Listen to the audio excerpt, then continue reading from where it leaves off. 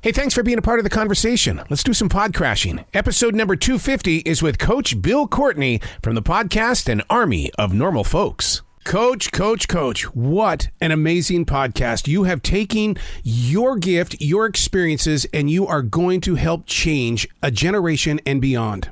I hope that's the goal. Awesome. If it works the way you just said it, then I'm going to be pretty pleased. Well, one of the things that you've got here, Coach, is the fact that you would challenge us to activate it. Don't just show up and be a listener, because somewhere along the line, as you're driving the car or you're sitting in your office, you're going to go, man, he's onto something here. Oh, I've got to try this. Yeah, I think it's where a discipline meets passion. And what I mean by that is my discipline is coaching football.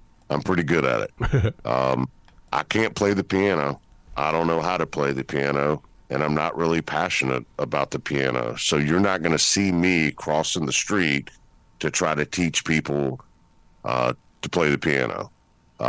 But my discipline is football, and my passion is for kids that grew up like me with not a father in the home and with not a lot. And, football coaches were the people who cared for me the most when I was a kid and when I was dealing with my own confusion and insecurities, and all because of the trauma that happened in my life as a result of brokenness and fatherness. And football coaches helped me, right? And so I'm passionate about that discipline. So when my ability and discipline meets my passion, I can fill a need. Well, that can happen in sports, in the humanities. It can happen in the arts. It can happen in any discipline. And so our goal is to inspire folks to use the discipline that they are passionate about to get involved. Inside your journey, when did it become really that one thing when people receive what you're delivering and it affects them? I mean, a lot of people will shy away from that. They want to hoard everything that's positive in their life, and they don't want to help, bring it forward to other people, because it's energy moving through you, and we all have to go through that moment in our life where it's like, oh, this isn't about me. This is in my book. I wrote a whole chapter about what I'm about to say to you, but it's when I realized that the greatest measure of the success of a leader is the actions of the followers. And that works in family, in business, in anything. And if you see an organization who's doing really, really poorly, the employees are lazy and not working and doing what they're supposed to do, the players aren't executing on the field, or even the children in your family aren't acting right and following the rules. I think if you understand the greatest measure of the effectiveness of the leaders, the actions of the followers, if the actions of followers are not doing very well, you need to look at yourself as a leader. And so, it's imperative that we share our knowledge and we share our discipline and we share our passion in order to be a servant to the followers, in order to lead them.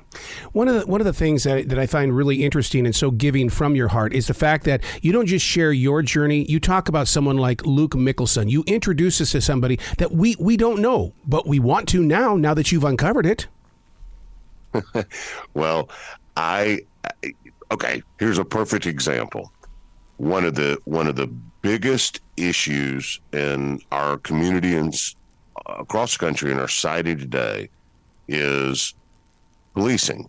The Black Lives Matter movement has been born of it.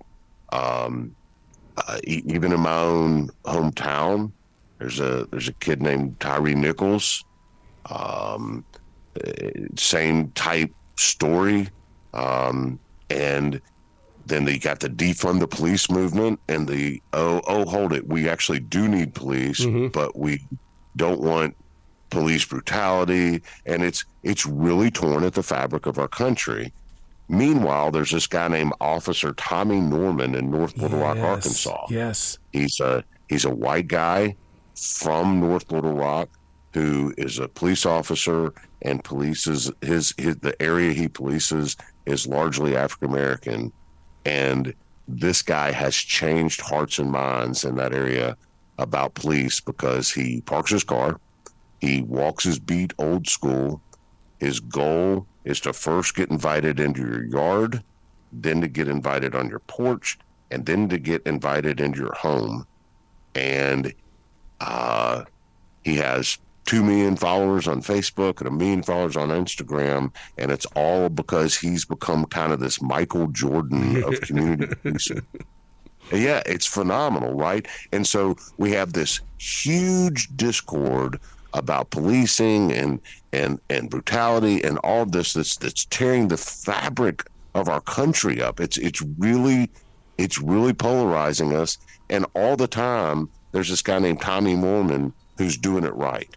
But we don't hear his story because it doesn't sell tickets. Right. It's not incendiary. It's not what the media and the press want to feed our heads with. And I'm tired of it. So I want to tell Tommy's story. I want to say, okay, you want the anecdote to what our problems are today? Here he is, Tommy Norman. An army of normal folks exists to tell those stories. You're doing it right with the podcast, because right now, the podcast, it's not just about you being in New York City. It's about who's listening to me in Butte, Montana, and who's down there in Texas listening. And every community has the situations that you're talking about on this, and they can get themselves activated. Normal people have the community power, but you've got to be able to step out there. That's it. And what exists right now that make normal people feel powerful? There's nothing to bring us together. It is high time that we start celebrating just average people that are doing amazing things in the communities, but also then providing a safe place for normal people to come together and share ideas and inspire one another. And that's what it is. That's what the podcast does. Army of Normal Folks, sharing those stories. And look, I'm going to tell you something else. These are not Hallmark stories with pretty pink bows, because the real world is this. We all have trauma. We all have difficulties. We all have to pay our bills. We all have, people in our family who are struggling. So we're not telling these perfect stories that are all bowed up. We're telling real life stories of real life people who do what they do in their communities, not because they were ordained and everything's perfect, but they do it despite the difficulties, and they do it despite the barriers they had to overcome, but they are still successful in their communities as a result of their efforts. We're telling those in stories. We're trying to inspire listeners to think about when hearing these stories, what they can do in their communities to make a difference. And then we're asking people to simply join up and just say, yeah, I want to be a part of the army of normal folks who have the opportunity to change the trajectory of our society. We are living in an age where to have a conversation with a young adult, you ask them about things that are happening in the world, I don't know. Or you ask them, what do you want to do with what's going on after high school? I don't know. We need people like yourself, Coach, because they are an open field, and we've got to be able to get in there and show them, okay, don't think of yourself as a superstar today. Let's work on that. Let's build your platform. Humbly, I will say the No Child Left Behind thing was maybe one of the worst things to happen in the last 2 decades. The narrative that you have to go to college or you can't be successful is a false narrative that has crippled some kids. There are simply kids coming up in our school system who are really not college material, but they can sure as heck start a plumbing company. Yep. They can sure as heck be an electrician and start an electrical company. And I mean, what's the point in sending thousands and thousands of kids to go get a social work degree where they graduate with $60,000 or $70,000 or $80,000 in student loans, and they start making $35,000 a year as a social worker, where they could have gone to work as an electrical apprentice making $25 an hour, and by the time 5 years later they can be running their own electrical company making $100,000 a year. They didn't need college. It didn't fit them. And the whole point is that I'm trying to get is Kids are different. Their interests are different. So their abilities are different. Everybody doesn't have to go to college to be successful. College is great for those who can. Yeah. But the narrative that you have to go to college to be successful, you have to follow this specific track to be successful, I think is a destructive one. Mm-hmm. And so what we're going to need to do is we need to dive in, ask questions, understand who we're trying to lead, understand who we're trying to educate, find out what their interests and their disciplines and their abilities are, and then allow those to flourish based on what's best for the individual kid. But you can't do that without learning about them. I always sit down with them and I'll go, ask yourself the question and then question the answer. And they kind of give me this weird oddball look. I said, you've got to find out who you are first, and then you'll start seeing someone new in the mirror. It's true. It's absolutely true. So it's kind of obvious, isn't it? I mean, it's almost too simple if you think about it. Mm-hmm. Ask questions, listen, and then when you hear what you're told, work to serve those dreams and goals and quell those inhibitions, and then lead. And that it's just not that hard if we just will listen to one another.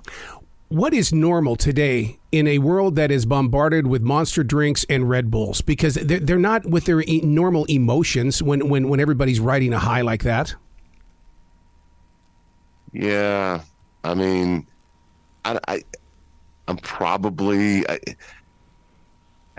Look, we didn't allow, Lisa and I didn't allow our kids to have cell phones until they were, I think, in 9th grade, and we didn't allow kids to sit around and play video game console stuff when they were kids. We threw our kids out the front door and told them to go skin their knees and get dirty in the front yard. That's kind of how we raised ours.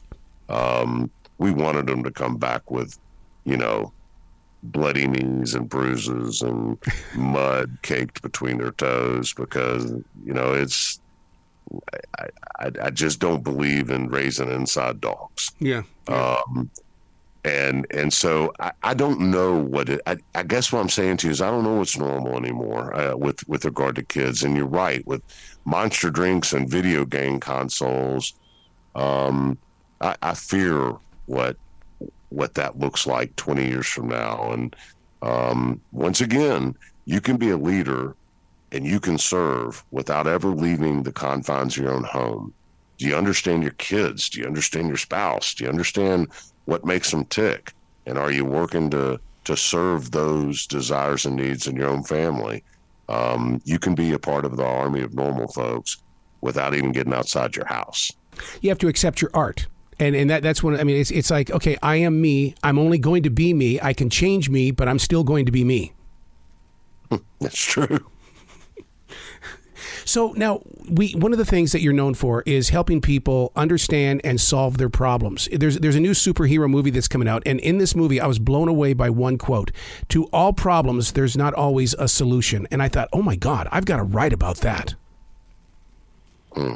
To all problems, there's not always a solution? Yeah, there's not always a solution. So many people put concentration and they put so much time and energy in investing. I've got to find the answer. I got to find my answer. I got to find my answer. And then you're not getting that time back because there wasn't an answer. That's really interesting. I guess to all problems, maybe there isn't always a solution, but, there's another saying, as a football coach, that there's a story under every helmet. Yeah. And all that means is each and every person inside your orbit has their own story and has their own reality. And as a leader, as a coach, as a manager, as whatever, you've got to get into that helmet. You got to get in between those ears and understand those you're seeking to serve or to lead. So while there may not be an answer to every problem, I do believe there's a story behind every face. Yeah, because my mantra in life is share your story or someone will write it for you. And so I'll start a conversation like that with somebody, and I'll just say, what's your story, man? Because I don't want to sit over here and assume I think I know you, because I don't. That's right. It's pretty dangerous to sum somebody up by the way they look. You will miss a whole lot of the world by doing that. And I gotta tell you, that's something that has really inspired me about doing the first 20 interviews we've done so far on our podcast, An Army of Normal Folks, is that we've interviewed male, female, black, white, Christian, agnostic, Jewish, all walks of life, all over the place. And you know something that's very universal? The inspirational message behind the work that somebody does to simply help another human being. Just being part of the army of normal folks. I mean, with all the divisions and the groups we're all supposed to be a part of, an army of normal folks, everybody can get their arms around seeing a need or a gap in their society or community and filling it.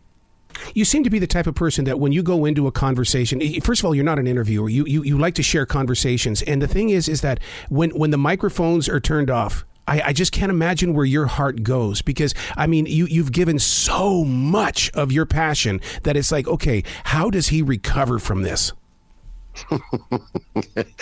As a 50-something-year-old guy, I'm better at it. But I don't have it completely under control. But you're absolutely right.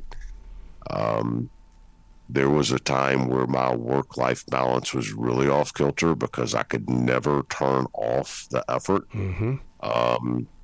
And now it's a little different for me. I've got my arms around a little better. But you're also right. I'm not an interviewer. I'm a conversationalist. I genuinely like people.